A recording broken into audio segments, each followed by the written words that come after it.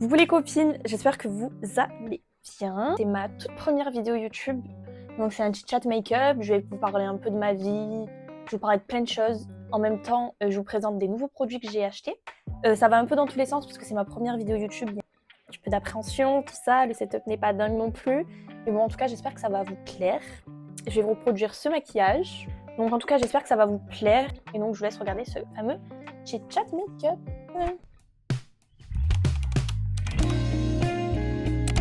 Déjà, je tiens à m'excuser pour ce setup, cette luminosité là qui est vraiment pas dingue. Vous ne voyez pas, mais mon iPhone tient sur ma Stanley. À tout moment, vous avez même plus la même position.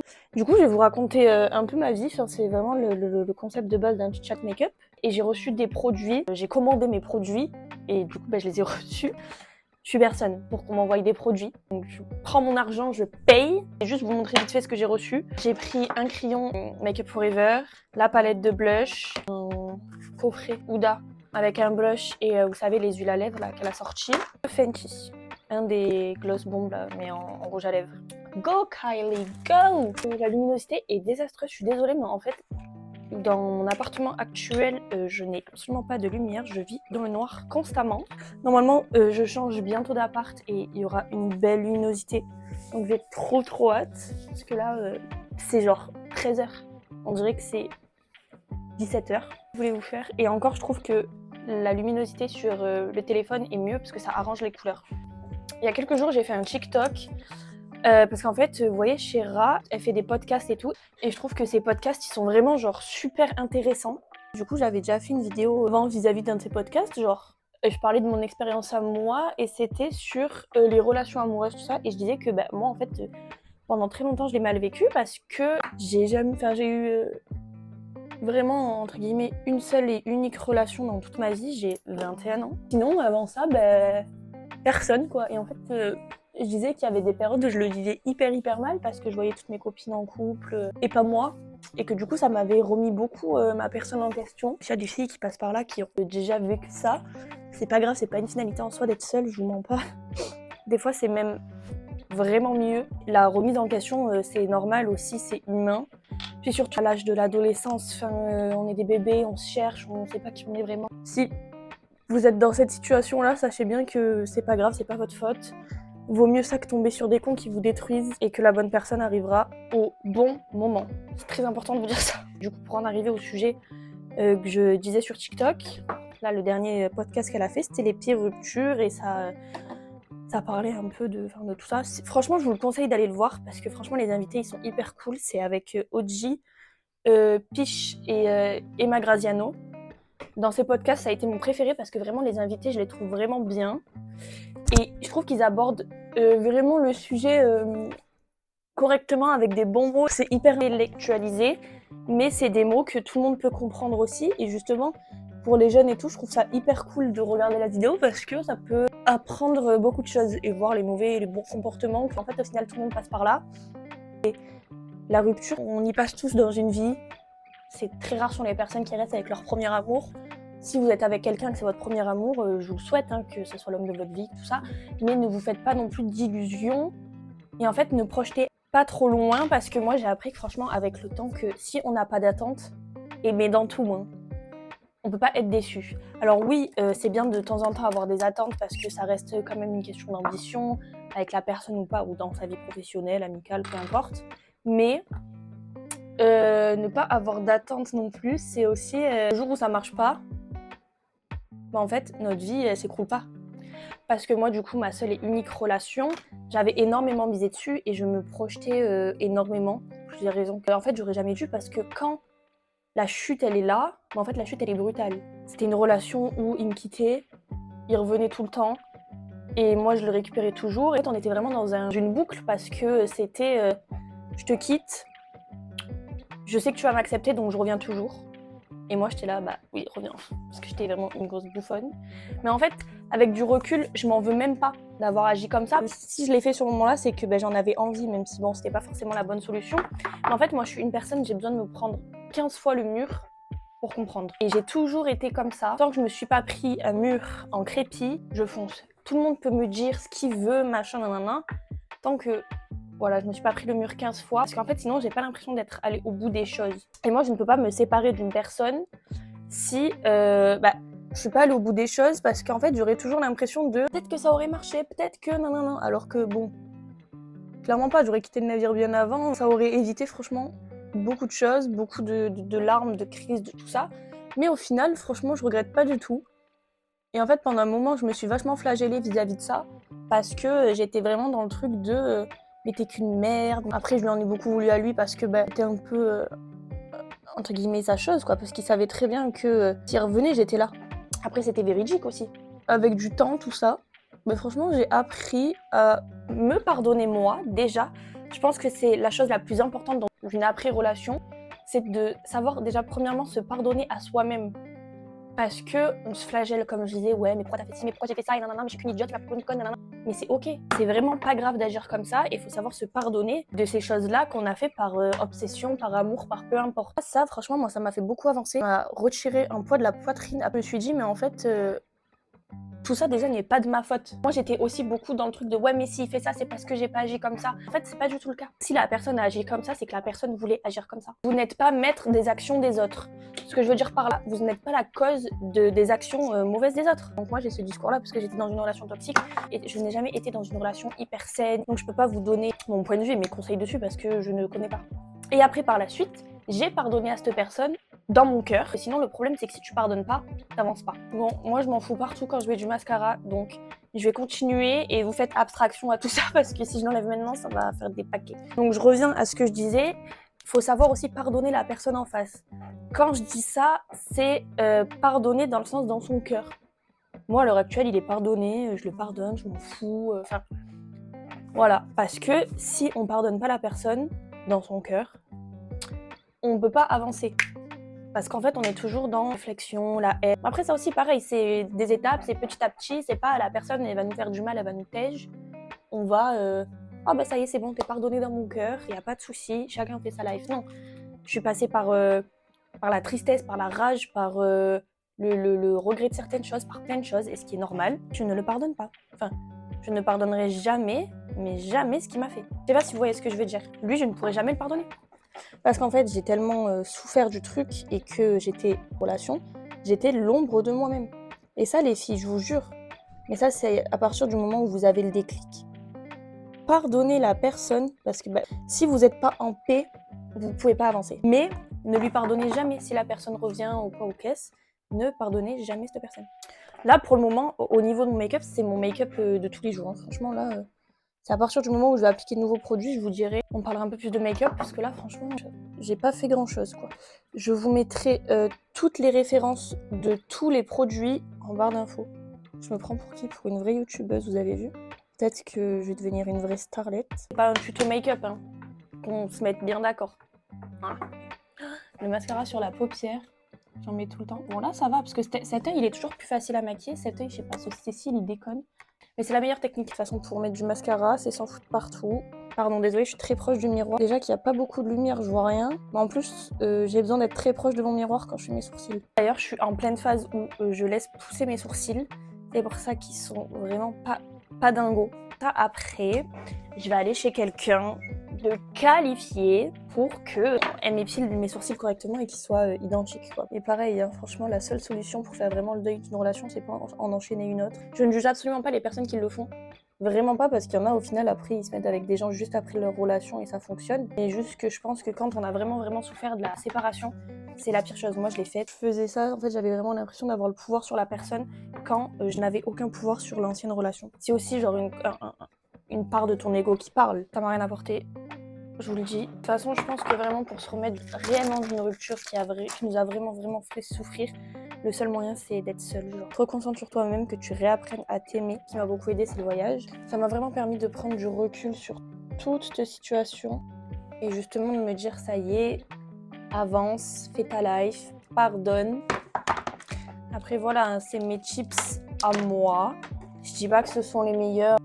Ce qui m'a vachement aidé et surtout ça a été de m'entourer correctement des bonnes personnes qui me faisaient déculpabiliser et qui me faisaient vraiment avancer dans mon deuil de la relation. Ça. Et d'ailleurs, moi, depuis cette relation, je n'ai eu personne dans ma vie. Je ne suis pas prête du tout à avoir une relation. Beaucoup de choses à régler de moi-même avec moi-même, même si franchement, en toute honnêteté, ça va beaucoup mieux. Et c'est pas grave, c'est ok. Franchement, c'est ok de ouf. Et alors oui, c'est sûr, des fois, tu te dis « Ah, une petite relation ». Mais en fait, je sais que si j'ai une relation, elle sera pas forcément saine non plus. Donc en vrai de vrai, à quoi bon? Moi, je vais pas me renvoyer dans une relation hyper toxique. J'en ai eu une, si je peux éviter d'en avoir, franchement, on évite. D'ailleurs, que je mette mon fond de teint là, j'en mets pas trop parce que déjà, il me reste plus beaucoup. Et qu'en ce moment, je me maquille plus. Donc j'ai pas envie d'avoir un teint hyper couvrant de ouf. Là, c'est juste pour uniformiser et en vrai avoir un rendu avec les produits beaucoup plus joli quoi. Mais si vous avez des petits fonds de teint un petit peu sympas, moi il y a le Milk là, le Grip, je sais pas quoi, je sais plus le nom, qui me tente pas mal. Là moi j'ai le Estée Lauder, franchement je pense que c'est le fond de teint de ma vie. Mais bon écoute, un bras. La prochaine commande Sephora, je me commanderai le Milk. Et si ça va pas, c'est pas grave, je repartirai sur le Estée Lauder. J'avais le Rare Beauty parce que j'ai vu vachement de hype, tout le monde était hyper emballé et tout de ce fond de teint. Mais moi, je l'ai pas aimé. En fait, il faut avoir une peau parfaite. Pas de zone de sécheresse, pas une cicatrice, parce qu'en fait, ça marque tout. Dites-moi si vous l'avez bien aimé. Je dis ça comme si j'allais avoir beaucoup de commentaires sous cette vidéo. On va se détendre, je ne suis personne. Par contre, ce bronzer là, le Too Faced en stick. Et youtubeuse, regardez, j'ai même plus donc pardon, c'est désastreux de vous accueillir comme ça sur cette chaîne. Il est génial. Moi j'ai les deux, donc j'ai le poudre qui est l'amour de ma vie, c'est le deuxième que je rachète, il est déjà creusé, parce qu'après moi j'ai un bronzer blindness, je suis jamais assez bronzée. Et celui-là, avant d'acheter celui-là, j'avais le Tantour de chez Huda, qui est franchement cool en vrai. Franchement, moi j'avais kiffé, voilà, mais là je suis plus... En fait, il s'étale tellement bien celui-là. Les cheveux, en ce moment-là, je me les suis lissés. Mais sinon, je me les lisse de moins en moins. Je me fais des plaquages, je me fais des petits brushings avec des chaussettes, tout ça. Vous savez, des boucles sans chaleur, là. Moi, ça fait plus effet brushing, en vrai. Franchement, eh ben, écoutez, j'ai retrouvé beaucoup de masse et mes cheveux sont tellement en bonne santé. Je sais plus trop ce que je disais. J'ai été totalement coupée parce que je n'avais plus de place sur mon Mac. Donc, désolée, mais je sais que le cadre, tout ça, ce n'est plus du tout le même. M'en voulez pas, pardon, c'est ma première vidéo. Pardon. Bon, je vais tester le blush Huda que j'ai reçu dans le kit, là. Strawberry Cream. Écoutez, je vais l'appliquer au Beauty Blender. Vous savez pas à quel point j'ai hâte d'avoir mon nouvel appartement, parce que là, je suis en train de péter un plomb, bon, bref. Ça sera un autre sujet de vidéo, je pense que je vais vlogger tout ça. En fait, je vous dis que je vais l'utiliser, mais j'ai la palette Huda aussi. Je l'ai pris en baby pink. Elle est trop belle. Mais du coup, ça va pas trop. Celui-là et celui-là, je pense que ça pourrait le faire en vrai. Par contre, elle est d'une beauté, en vrai, faut dire. Elle est extrêmement belle. Je vais tenter celui-là et je vais faire un mélange de ces deux teintes-là. Je crois qu'ils sont quand même pas mal pigmentés. Il est beau, hein. J'aime pas trop appliquer mes blushs au Beauty Blender, mais là, le problème, c'est que mon pinceau, il est pas propre. Et que du coup, il y a que celui-là dedans. Donc ça va fausser la couleur. Je sais pas si j'en remets un peu. Ouais, je me laisse tenter. Moi, faut savoir que... Et les blushs, je suis difficile. J'en mets pas trop, hein. D'habitude, moi, je suis plus bronzer, mais écoutez. Franchement, en tout cas, appliqué au Beauty Blender, ça s'applique très bien. J'aurais pas pensé que ça s'applique si bien, vous voyez. Franchement, il est très beau. Il est vraiment un peu plus framboise. Franchement, validé. Même avec... j'en ai vraiment pas mis beaucoup. Et je l'ai mis au Beauty Blender. Donc c'est quand même... Il est pigmenté, quand même. Franchement, vraiment pas mal. Celui-là, il est bien. Mais bon, après, est-ce qu'il est vraiment très pigmenté? Je trouve pas tant que ça. Il est vraiment canon, quand même. Elle en a sorti deux un peu dans ces teintes-là. Donc celui-là qui est quand même un peu... qui tire un peu vers le violet. Et il y en a un autre aussi qui est vraiment plus rose, quoi. La superposition des deux couleurs, c'est très joli. Qu'est-ce que je pourrais vous raconter dans ma life? Vous savez que moi, ma vie, elle est tranquille, genre elle est franchement chill quoi. Je travaille, je fais mes études. En parlant d'études, je regardais un peu les écoles pour l'année prochaine, donc pour faire mon master. Moi, je vais faire un master dans l'événementiel, le management des arts, de la musique, tout ça, donc c'est quand même spécifique de malade. Et donc il y en a une à Marseille qui m'a l'air bien, mais bon c'est vraiment culturel. Il y en a une à Paris qui c'est vraiment basé musique quoi. Je me retrouve un peu dans un dilemme un peu difficile parce que Paris, pour moi, c'est Paris, quoi. Moi, je suis du sud. Paris, c'est vraiment compliqué à accepter. Puis même au niveau du logement, c'est une horreur. Le prix, j'ai regardé vite fait, franchement, c'est ahurissant le prix d'un loyer sur Paris, quoi. Et bon, je veux dire, moi, je suis désolée, mais les chambres de bonne, en fait, je peux pas réussir mes études si je suis pas dans un environnement où je me sens bien. Parce qu'il me faut quand même mon endroit de travail. Mais les tarots, les gars, c'est une dinguerie. C'est une dinguerie. Et celle sur Marseille, ben bon, c'est un peu plus large, certes, mais elle est sur Marseille, quoi. Donc écoutez, on verra bien, hein. Mais bon, déjà, il faut que j'ai ma licence. Je dis ça, mais déjà, il faudrait que j'ai ma licence. En vrai, bon, je crois en moi, en vrai. Franchement, je crois en moi. Et quand même, à la base, moi, j'étais partie. Je suis sortie du bac. C'est bon, j'arrête les études, nanana, ça m'a saoulée, je veux plus faire d'études. Et mes profs m'ont mis un petit coup de pied au cul, ils m'ont dit Léa, tu vas faire un peu d'études, t'as les capacités, tu vas faire un BTS. Parce que moi, dans mon lycée, j'avais même le BTS MCO. Management commerce opérationnel. Donc vraiment le truc basique où tu peux tout faire avec. Enfin, alors attendez, on va reprendre dès le début, mon parcours scolaire. Donc moi, je commence à expliquer ma vie, mais vous savez même pas quel bac j'ai fait. Enfin, moi, j'ai fait un bac STMG, option RH en terminale. Mention assez bien, miraculeux. J'ai jamais trop triché de ma vie. Cette année, on était comme ça. Déjà, on était un bon groupe, on s'entendait tous plus ou moins bien. On trichait, mais constamment. Je n'ai jamais autant triché dans ma vie que cette année-là. Là où j'étais le plus déçue de mon bac, c'est la philo. J'avais un prof qui était génial, qui nous donnait un sujet, il pouvait nous donner comme exemple Naruto, tout ça. Et en fait, on pouvait faire nos dissertes sur concrètement ce qu'on voulait, tant que ça rentrait dans le thème et tout. Il était hyper ouvert et c'était trop cool. Toute l'année, je dead ma philo. J'ai trop des bonnes notes. Arrivé bac de philo. Évidemment, en vrai, la philo, ça dépend tarpin du correcteur. Ceux qui disent que c'est pas vrai, c'est des gros menteurs. Et en fait, j'ai cité PNL, je crois qu'il a pas kiffé. Et j'ai eu 8 à mon bac de philo. Fin de lycée et tout, j'avais fait des vœux. Et donc, évidemment, je suis prise dans mon BTS de mon lycée. Je fais ma première année et tout. Franchement, putain de première année. C'était une année géniale. Mais pareil, on n'a rien branlé. Arrive la deuxième année, machin, moi je suis en alternance. J'ai fait mes 2 ans en alternance. Sauf que je fais des extras dans un resto, je travaille le week-end en boîte. À ce moment-là, je suis avec mon ex, ça va pas du tout, c'est la catastrophe dans ma vie. Je fais clairement une petite dépression. Donc évidemment, je n'ai pas eu ce BTS. Donc moi, qui ai un problème avec l'échec, c'est la fin de ma vie. Je me dis, je suis une bonne à rien, je vais jamais réussir, ma vie est foutue. Mais quand je vous dis foutue, c'est foutu.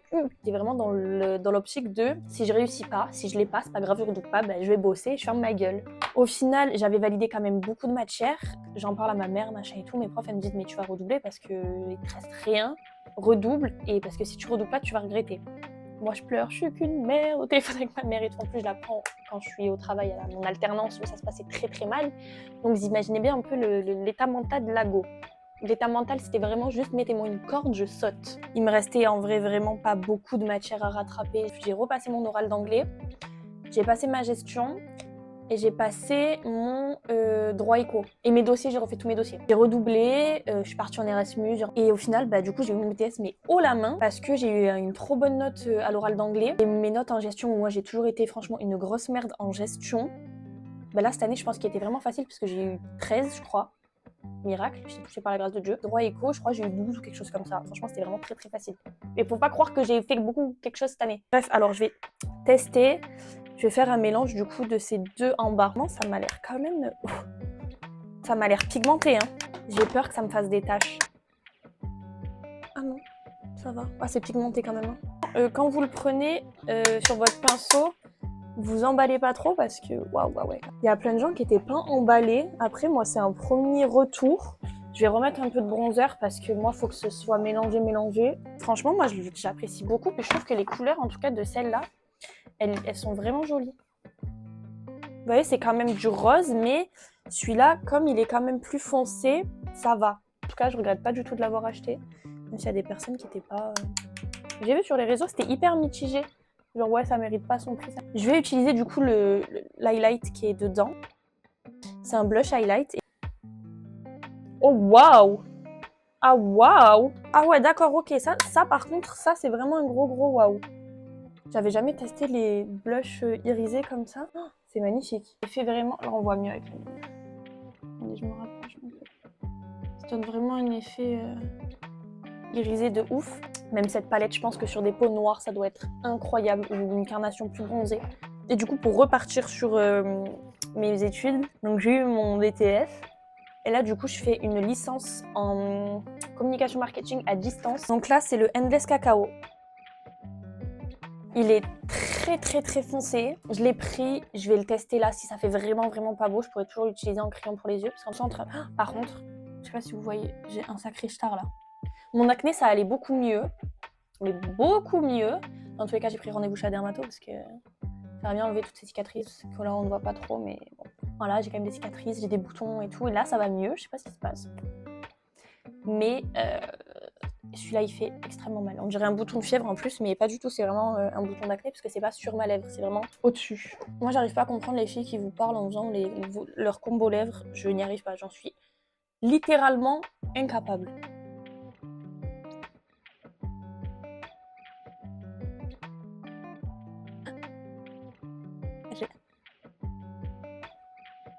Ceux-là, là, les Make Up Forever, c'est mes crayons préférés. Les Huda sont vraiment bien. J'en avais un, je l'ai perdu. Je sais pas, je pense qu'on a dû me le voler, c'est pas possible. Ceux-là, je pense que les Make Up Forever, ils coûtent un tarot. Je crois que c'est 26 € le crayon. Mais bon, ils tiennent, franchement, ils tiennent. Celui-là, c'est le Whatever Walnut. Je vous sens mon meilleur accent.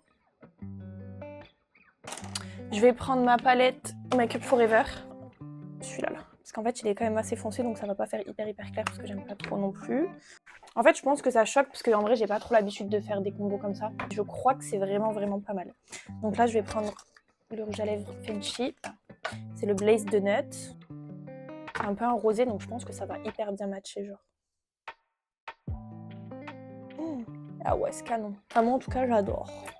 En tout cas, franchement, j'aime beaucoup mon make-up, même avec les nouveautés et tout. Enfin, les nouveautés que j'ai achetées. Dites-moi ce que vous pensez du make-up quand même en commentaire. Un peu un petit chat, un peu un petit tuto, un peu un petit haul aussi de toutes ces petites nouveautés.